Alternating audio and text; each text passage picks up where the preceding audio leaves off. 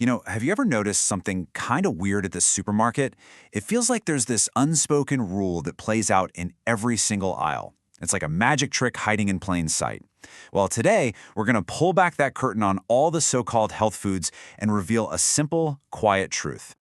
Okay, let's just jump right in. Picture this. On one side of your cart, you've got a cereal box that is practically screaming at you, right?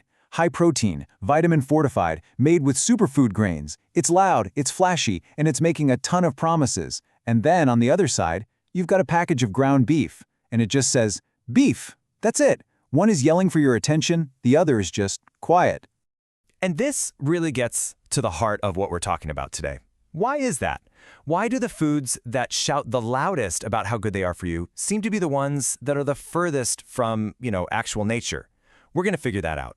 This all leads us to what some people call the supermarket lie. It's this whole story that's been built for us, and it starts the second you walk through those automatic doors. So, the main villain in this story is something called ultra-processed food. Now, we're not talking about just canning some beans or freezing some peas. No, this is a whole different beast.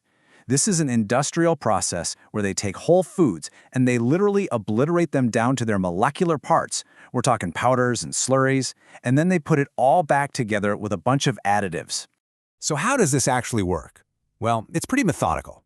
First, they'll take something like a grain and just pulverize it into a superfine powder. In doing that, they completely destroy its natural cell structure. Then, because pretty much all the good stuff is gone, they just dump in a bunch of synthetic vitamin and mineral powders. And finally, they wrap it all up in a pretty package with a big loud health claim right on the front. And what happens when you destroy that natural cell wall? Well, that carbohydrate powder, doesn't matter if it's from wheat, corn, or fancy ancient grains, it hits your system just as fast as pure sugar. It causes this huge insulin spike, which leads to that afternoon crash and weight gain, and it just fuels inflammation all over your body. All because there's no natural fiber to slow things down. So here's the trick. How do they hide the fact that they've nutritionally wrecked this food? It's called fortification. They add back nutrients, but they're using cheap synthetic versions that our bodies have a really hard time using. Things like calcium carbonate, which is, it's basically chalk, or ferrous sulfate, an industrial form of iron. These are the words you see in the tiny, tiny print on the back of the box.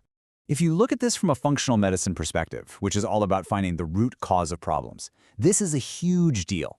Our bodies barely even recognize these synthetic compounds. They're like foreign invaders, and they put this heavy toxic load on our liver and our kidneys, which then have to work overtime just to filter all this junk out.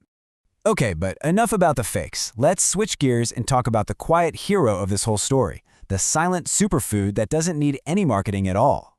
So while all those factory foods are being stripped down, pulverized, and then artificially rebuilt, red meat just is.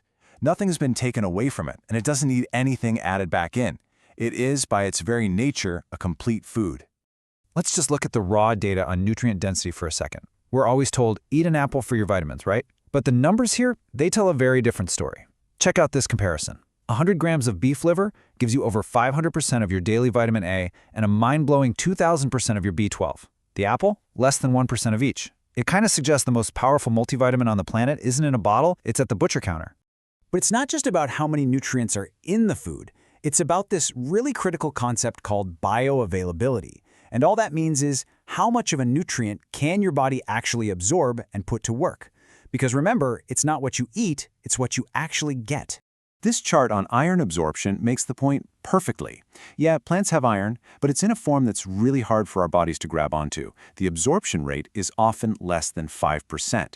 Red meat, on the other hand, has what's called heme iron, and as you can see, your body can absorb over 25% of it. It's immediately ready to go, supporting your energy and your blood. The difference is huge. And the exact same thing is true for protein. Plant proteins are often incomplete, meaning they're missing some of the essential building blocks our bodies need. But the amino acid profile in meat, it's the perfect match for our own muscles and tissues. It's exactly what our bodies are designed to use with almost zero waste. So, knowing all this, how do we actually start ditching the fakes and getting back to the real stuff? Honestly, it's way simpler than you probably think. Let's just put this into perspective for a second. For about 3 million years, the human body has been evolving and adapting to digest and thrive on meat and animal fat. It has not evolved to handle the chemical concoctions and grain powders that were invented in a factory, 50 years ago.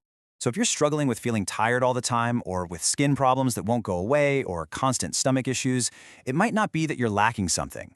It could be that your body is just completely overloaded with the wrong kind of stuff, with fake nutrition that it just doesn't know what to do with.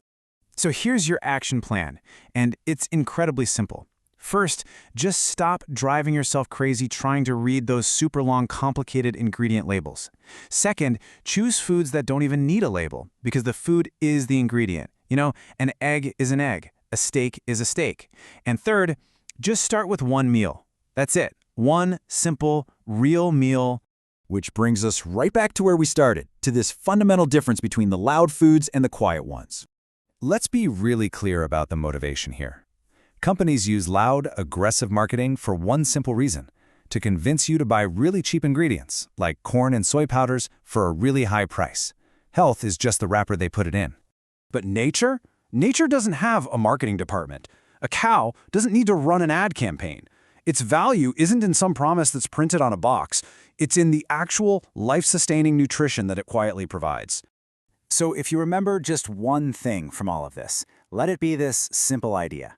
Fakes are loud. Real is quiet. The more a food has to yell at you about how healthy it is, the more you should probably start to question it. And that just leaves us with one final question to think about. When it comes to your next meal, what's it going to be?